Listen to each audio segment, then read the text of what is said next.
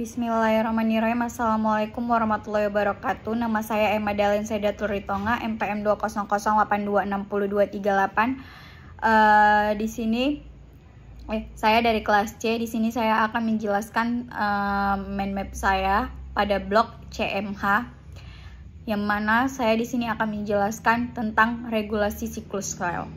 Jadi, siklus sel adalah serangkaian kejadian di mana komponen sel direplikasi dan kemudian dibagi secara akurat ke dalam sel anak. Pada organisme eukariotik, replikasi DNA terjadi selama fase S atau sintesis. Sementara pemisahan kromosom terjadi saat mitosis atau fase M, fase-fase gap yaitu G1 dan G2. Ini memisahkan fase S dan mitosis, meskipun disebut sebagai fase-fase hampa. G1 dan G2 sebenarnya adalah periode di mana sel ini mengumpulkan massa, merespons sinyal pertumbuhan, mengatur genom yang baru direplikasi, dan mempersiapkan diri untuk yang namanya pembelahan kromosom, siklus kromosom. Jadi siklus sel ini adalah proses krusial dalam kehidupan semua organisme secara normal, di mana siklus sel mengarah pada pembelahan sel yang melibatkan dua tahap utama, yaitu replikasi DNA dan pembelahan kromosom yang diperbanyak ke dalam dua sel anak. Jadi secara umum pembelahan sel ini terdiri dari tahap utama, yaitu mitosis atau M, di mana sel pembelahan ini menjadi dua sel, dan interfase yang merupakan periode antara dua mitosis, di mana interfase sendiri terdiri dari tiga fase, gap 1 atau G1, sintesis DNA atau S, dan gap 2 atau G2. Jadi setiap fase ini dalam siklus sel itu diatur secara ketat, dan regulator siklus sel yang termasuk ada beberapa, yaitu pertama ada sisklin, yang dimana itu jenis protein yang penting dalam siklus sel, termasuk sisklin D, E atau A dan B. Jadi ekspresi sisklin ini bersifat periodik, yang mengakibatkan fluktuasi konsentrasi siklin pada setiap fase siklus sel. Jadi sisklin D ini berbeda dengan jenis sisklin lainnya. Jadi ini tidak diekspresikan secara periodik, tetapi terus disintesis saat terdapat stimulasi faktor pertumbuhan. Terus ada sisklin dependent kinases atau CDK.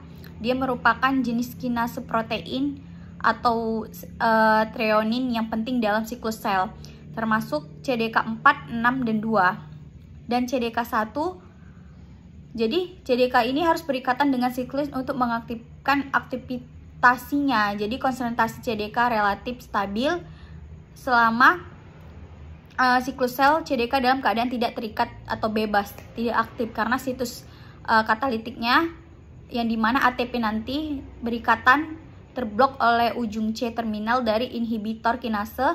Dia tergantung pada siklin atau CKI. Jadi siklin ini menghilangkan pengeblokan ini. Ketika diaktifkan, CDK itu akan memacu proses downstream dengan memfosforilasi protein tertentu. Terus ketiga ada siklin dependent kinase inhibitor atau CKI. Dia ada jenis protein yang mampu menghambat aktivitas CDK dengan cara mengikat CDKS atau kompleks sisklin atau CDK. Jadi CKI ini terdiri dua kelompok protein, yaitu INK4 seperti P15, P16, 18, dan 19.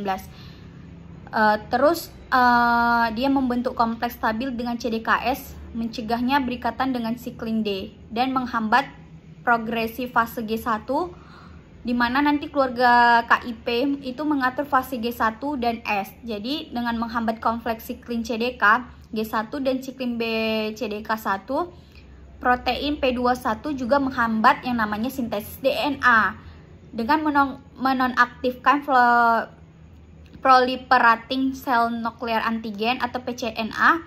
Ekspresi P21 diatur oleh P53 yang berperan sebagai faktor transkripsi untuk gen P21. Jadi proliferasi dan regulasi sel itu dimulai ketika sel memasuki fase G0, yaitu fase quiescent, dan bergerak ke fase G1. Dia sebagai respon terhadap stimulus growth factor. Pada awal fase G1, siklin D ini mengaktifkan CDK4 atau per 6 yang kemudian memulai fosforilisasi protein retinoblastoma. dia juga mengganggu fungsi histon.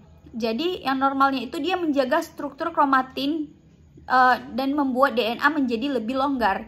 Jadi akibatnya transkripsi gen-gen yang diatur oleh E2F yang sebelumnya ditahan oleh FRB menjadi aktif, dia akan menjadi aktif. Dan pada transisi dari fase G1 dan ke fase S dengan mengikat siklin E, dia itu akan menyebabkan fosforilisasi lebih lanjut pada PRB, dan dia akan memastikan bahwa proses transisi tetap aktif dan titik restruksi antara fase G1 dan S itu dapat dilewati selama periode ini. Jadi ekspresi siklin A ini dimulai ketika kompleks CDK2 siklin E ini juga mengarah pada degradasi inhibitor P27.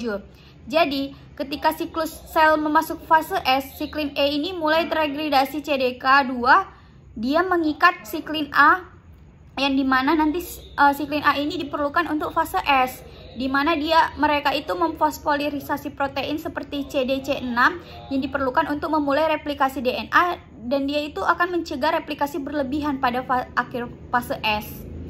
Jadi dia akan mengatur transisi dari fase S ke G2 kompleks, dan dia memfasilitasi kondensasi kromatin yang diperlukan untuk persiapan penggandaan sel. Jadi selama fase G2, sel itu dapat melakukan mekanisme perbaikannya jika dia ada kesalahan dalam sintesis DNA ini. Lalu dia akan mengikat CDK1, yang dimana CDK1 siklin B dia memicu mitosis dengan mengontrol regragement mikrotubul selama pembelahan sel. Jadi pada akhir mitosis siklin B terdegradasi oleh kompleks anapase promoting complex atau APC melalui proses proteolitik, yang dimana APC ini memastikan bahwa kromatid dipisahkan dan bergerak ke kutub sel masing-masing, dan dia akan menyelesaikan proses mitosis. Jadi intinya dia itu untuk memastikan bahwa replikasi DNA itu berlangsung dengan akurat dan memisahkan kromosom berjalan dengan benar.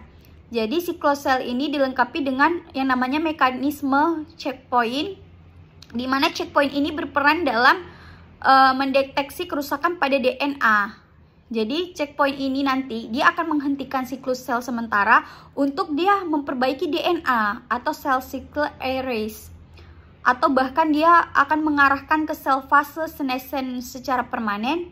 Jadi jika mekanismenya ini nggak baik, dia untuk memastikan integritas DNA yang rusak, sel nanti dapat dieliminasi melalui apoptosis. Jadi faktor checkpoint pertama pada sel mamalia dikenal sebagai restriction point atau R, dan terjadi menjelang akhir pada fase G1. Jadi pada fase checkpoint ini sel induk memeriksa keberadaan kerusakan DNA.